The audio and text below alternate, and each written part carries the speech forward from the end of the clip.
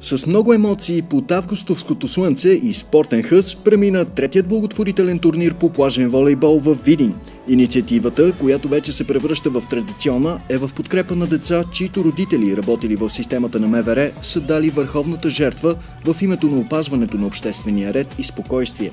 Турнирът се проведе с подкрепата на утвърдила се кредитна институция, а всички желаящи да дадат своя принос към благородната кауза можеха да го направят в предходните месеци в обособените за това дарителски урни или на място на самото събитие в събота.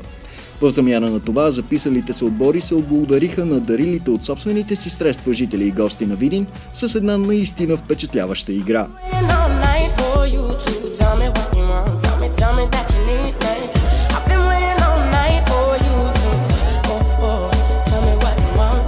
Турнирът приключи в късния съботен следобед след целодневно волейболно зрелище.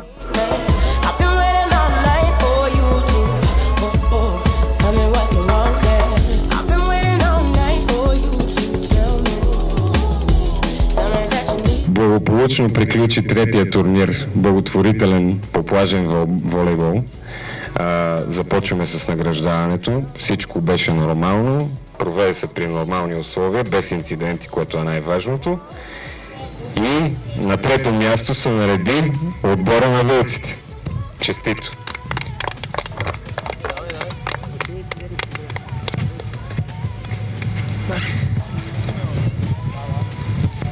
На второ място отбора на Космос.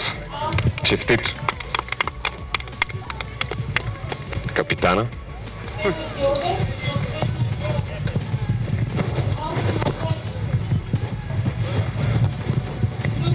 На първо място отбора на МВР, който е участник и в инициирането на това нещо.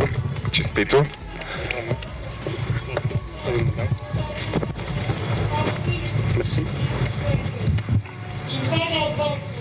Спечелилите състезатели от отбора на МВР Видин, които са и организатори на турнира, бяха изключително доволни от протичането му и най-вече от постигането на основната цел – събиране на средства за подкрепа на деца, чието родители са загинали или пострадали служители от системата на МВР. Турнира премина много добре, условията бяха добри. По-малко отбори имаше тази година за участие, което така беше по-слабото от миналите турнири. Но пак стана много хубава игра и се надяваме сме събрали достатъчно средства за тези деца. И тази година на благотворителния турнир бяха раздадени специални индивидуални награди. За най-добър състезател беше обявен моя съотборник Милен Сиянов, най-атрактивен състезател Кристиян Цветков, най-добър изпълнител на начален удар аз.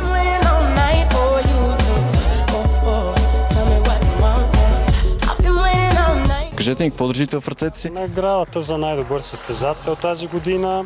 Надявам се да е заслужена, щом стане така са решили. Най-важното в турнира беше инициативата.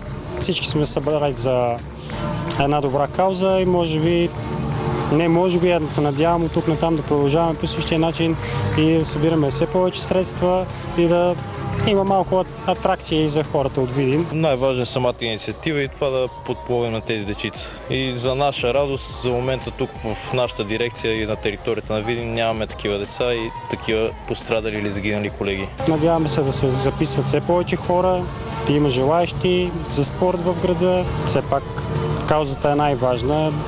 Всички отбори, без значение спортували ли са, не са ли.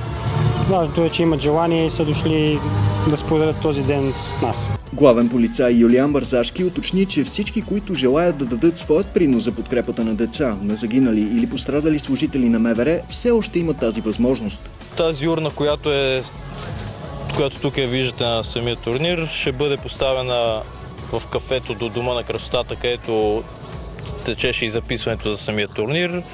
Някъде още до 2 седмици ще бъде там в това кафе, след което ще отворим и ще изпратим на тези дечица събраните средства.